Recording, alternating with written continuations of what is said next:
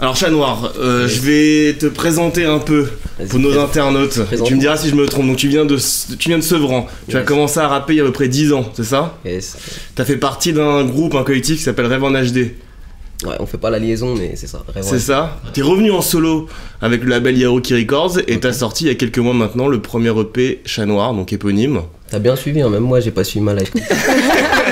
J'essaie de me renseigner un peu. À l'écoute de ton EP, le premier truc que j'ai remarqué, c'est que t'as un style musical qui est super varié. On voit que tu navigues entre les styles, le rap, le R&B, même les époques. Parce que t'as vraiment notamment une chanson comme Blue qui est vachement années 90. Boom bap, tout ça, ouais. Même boom bap et même dans la manière de chanter, quoi. Ouais, à l'ancienne. Et en même temps, t'as des sons qui sont très actuels. Du coup, c'est quoi tes influences? Le Chat Noir, moi je le voyais comme quelque chose, comme une espèce de carte de visite. Ouais. En vrai, voilà, c'est comme un personnage, t'as tous les caractéristiques qu'il a. Voilà, je sais pas, ceux qui jouent au jeu de baston, par exemple, tu regardes vitesse, rapidité, voilà. Et donc en vrai, je l'ai pensé comme ça, et du coup, je me suis dit, en fait, est-ce qu'une personne qui écoute pas de rap régulièrement, elle pourrait écouter ce projet et qui fait le peur et tout. Et après, moi, je me suis fait plaisir parce que j'écoute énormément de choses, et du coup, j'ai voulu faire un petit peu un résumé de tout ce qui m'influence. Donc pour revenir à ta question de quelles sont mes influences, ça va aussi bien du Kendrick, J. Cole, des choses comme ça, à des, je sais pas, moi je peux écouter The Weeknd, après un peu plus loin, en vrai du Stromae, du Damso, c'est un mélange de tout, tu vois. Et par rapport à R&B, ça fait longtemps que tu chantes? Bah en fait, je vais te dire, il y a un petit truc en vrai. Parce que je précise que tu fais vraiment du R&B, hein, c'est pas, ouais, t'es pas un rappeur qui chante comme on peut le voir dans PNL, etc. Toi, c'est vraiment du R&B. Il y a mon gars Kali, je crois que c'est l'un des seuls qui connaissent ce secret en vrai. À la base, moi, je voulais être chanteur, tu vois. D'accord, mais ça se sent. Ouais. Je suis allé prendre des putains de cours de chant. En vrai, ça coûtait un bras. J'ai dit en vrai, on va basculer sur autre chose. Parce que même l'autotune, tu l'utilises très peu finalement. Très peu que pour corriger, parce qu'en vrai, j'ai des lacunes. C'est d'actualité en plus, donc en vrai, voilà. Et t'écoutais les chanteurs de R&B, toi, quand t'étais plus jeune? En vrai, ouais, un peu, hein. Franchement. Les chanteurs français? Français. À part Matt. Ah, classique. Parce que lui, il était un peu plus dans le truc OG Tag et tout, tu vois. En vrai, en France. En vrai, non, pas vraiment. En plus, c'était de l'autre côté. Comment t'expliques qu'il n'y a plus vraiment de chanteurs d'R&B, même si bon, on dit que les rappeurs ont mis au chômage les chanteurs d'R&B. Il y a Nov. Ouais. Nov qui se réinvente. Je pense qu'il y en a qui existent. Mais si tu veux, en fait, le R&B ici, pour nous français, je pense qu'il a une image de. En vrai, t'es un fragile, tu vois. En vrai, non, c'est pas pour vanner. Je pense que les gens, quand ils écoutent un truc. Déjà, en vrai, par exemple, tu viens au quartier et tu dis ouais, tu fais du R&B, les gens ils vont te regarder, ils vont te dire ah ouais, t'es fragile, lui, c'est bizarre. Tu vois, donc je pense que c'est cette idée que se font les gens qui fait qu'aujourd'hui, peut-être, il y a moins de barrières R&B qui se lancent et qui font leur truc à fond et que ça existe vraiment, tu vois. Et toi, tu penses que tu pourrais clairement aller vers dans cette route-là, que tu pourrais vraiment faire que du chant ou... Non, tu te considères quand même comme un rappeur avant tout? Non, je pense pas. Moi, je me considère ni comme un chanteur, ni comme un rappeur. Je pense plus comme un artiste, tu vois. Genre, à l'heure actuelle, j'ai décidé de m'exprimer par la musique, mais si ça se trouve, je sais pas, demain, je ferai des sculptures. D'accord. Tu vois. D'ailleurs, tu fais aussi beaucoup de photos. Beaucoup de photos. On le voit sur ton compte Instagram. Yes. Ton compte Instagram est très très soigné. Très soigné. Il est soin. Il met de la crème. Non, mais ça a l'air d'être super important pour toi, pour le coup. Ton compte Instagram, c'est pas juste un compte où tu mets des selfies, quoi. C'est vraiment... On sent que tu veux t'exprimer par rapport à ça. En fait, ouais, si tu veux, tout ce qui est mode, photographie, illustration, graphisme, c'est un milieu dans lequel j'ai baigné et du coup, je kiffe. Donc du coup, j'avais envie pour l'Instagram de faire ça comme une vitrine, en vrai. Tu viens, je peux te dire que je suis parti au McDo, en témoigne la photo, mais la photo, en vrai, elle est clean. Ouais. Tu vois, le M, il est lisse. La petite pose, on s'applique, tu vois. On s'applique. C'est important. Et du coup, pour toi, l'image, c'est aussi important que la musique? C'est aussi important, ça dépend, franchement, pour moi personnellement, je trouve que les valeurs esthétiques, c'est important. Tu vois, tu peux avoir des sons qui sont un peu moyens, mais si tu fais un clip de fou, et ben, ça va marquer les gens. T'as signé sur le label Yaoki Records, on a l'impression que c'est pas juste un label qui sert à sortir des sons, mais c'est plus une sorte de collectif. Ouais, bah t'as tout dit, c'est presque... C'est une équipe. Tu vois, c'est genre, équipe. Ça va sur le terrain et on se passe la balle. La secte. Moi, je me demandais quand même pourquoi tu t'appelles Chat Noir. Parce qu'en fait, un chat noir, quand même, ça porte malheur pour certains. En gros, quand j'étais plus jeune, l'époque du collège, tout ça, en vrai, il y avait toujours des histoires. Tu pouvais aller dans le meilleur des cadres. Et si moi j'étais là, en vrai, ça allait vriller. Ça partait dans le négatif. Tu vois, c'est genre, t'imagines que t'es sur une putain de plage, on prend un yacht, et en vrai, voilà, tu tombes dans l'eau, il y a des requins. Quand tu vas écouter les Somors, je vais dire certes, peut-être que, voilà, avec le Black Chat Noir, il y a tout ce qui est mauvais karma, mais que derrière, j'ai choisi d'être optimiste. Mais c'est particulier quand même de dire ça, non? Dire quoi? J'ai pas mon nom d'artiste.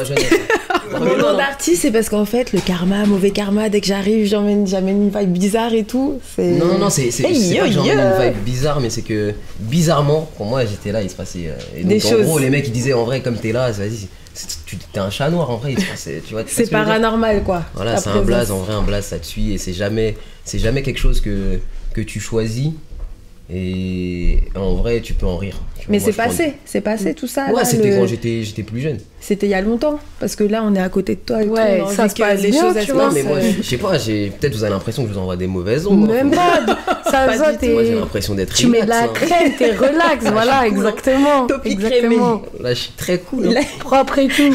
J'avais une petite question, enfin on en a parlé un peu en off tout à l'heure, mais donc t'es d'origine de Sevran, du RGT, enfin Rougemont pour ceux qui savent pas. Tout ce que tu fais, ta musique, elle dénote un peu avec la musique de Sevran en général. Tu vois, on a Riska, on a Kalash Krimi, 13 blocs, il y a aussi Ixo, un jeune rappeur qui arrive maintenant, DOCKS.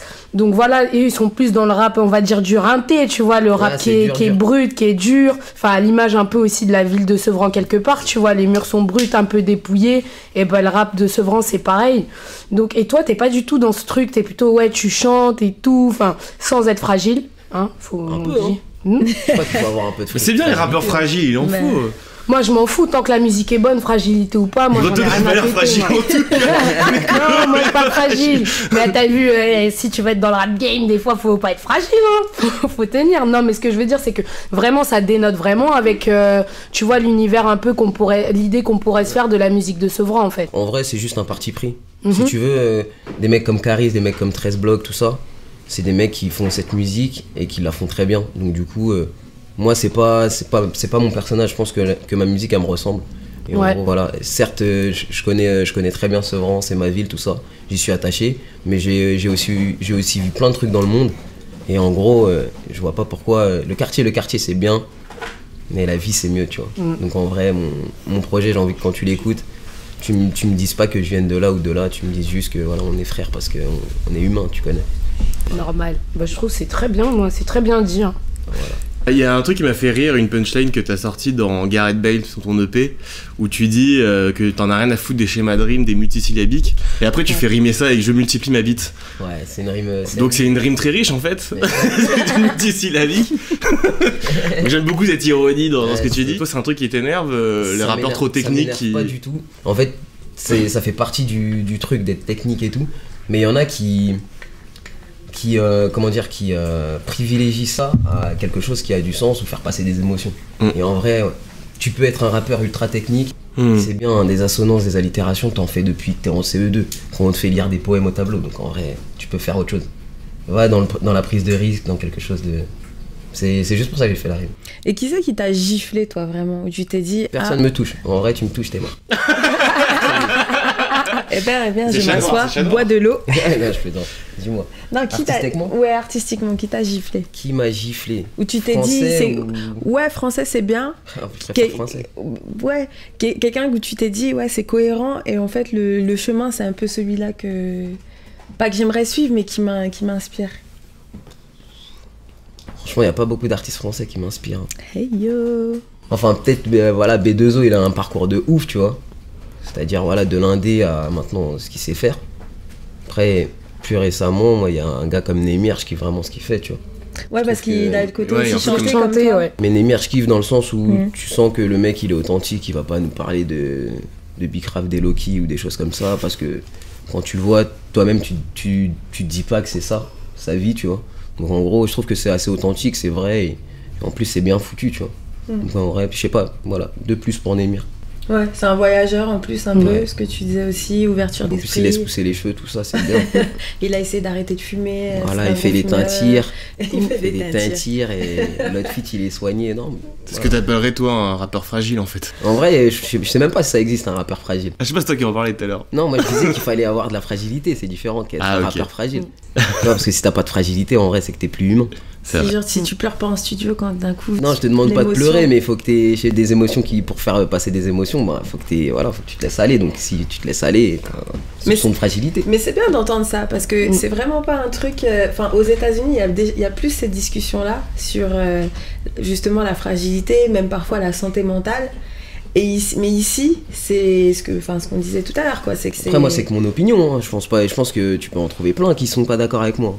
Non, mais c'est sûr. Bah, on en trouvera plus qui diront. Qui diront l'inverse. Ouais, qu'il faut être dur et tout, mais Mais c'est la vie, elle est intéressant. déjà assez dure. Mm. Pourquoi je vais agresser les gens quand même écouter mes sons, tu vois, je sais pas. Mais tu penses qu'il y a de la place, bon, tu vois, on a parlé de Némir et tout, est-ce qu'il y a de la place pour ça justement dans l'industrie et dans l'industrie du rap telle qu'elle est faite, c'est-à-dire qu'on voit quand même qu'on absorbe des mouvements de mode, alors genre là c'est la trappe, donc c'est quand même pas la fragilité, on va pas Quoique. dire... Ouais, mais en même temps, il y a beaucoup de diversité en Tu ce vois un moment. petit Travis Oui. Scott, tu sens qu'il est fragile, Young Thug, tu sens qu'il peut déraper, tu vois. Ouais, mais... Il Ouais. a de la fragilité, Young Ouais. Thug. Young Thug, oui. Young Thug, Tu oui. sens, tu Young vois, Thug, tu oui. sens qu'un Kendrick Lamar, il y a une fragilité Mais aussi. en France, on n'a pas intégré ça. Mais parce qu'en France, on est encore à l'ère de la street cred, on n'a pas encore dépassé ce truc d'être Ça, street si- credit. Eh ben, quoi. Typiquement, toi, justement, tu c'est pour ça devrais que je faire dis une ça. couve en robe comme a fait Never. Young Thug.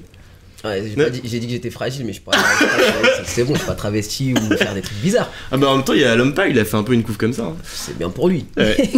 Bah, ça, Son album d'ailleurs, il est au plaît, en Victoire plus, de la musique hein, Voilà, en plus, c'est- hein, c'est donc bien. Moi, ça a franchement, peut-être payé. De plus, après, Bah, c'est clairement. son choix artistique. Mm. Moi, personnellement, je sais pas. Franchement, j'ai toujours dit que je ferais les choses qui me ressemblent le plus. Et le plus important, c'est de te regarder dans le miroir et de dire, ok, c'est ce que je voulais faire.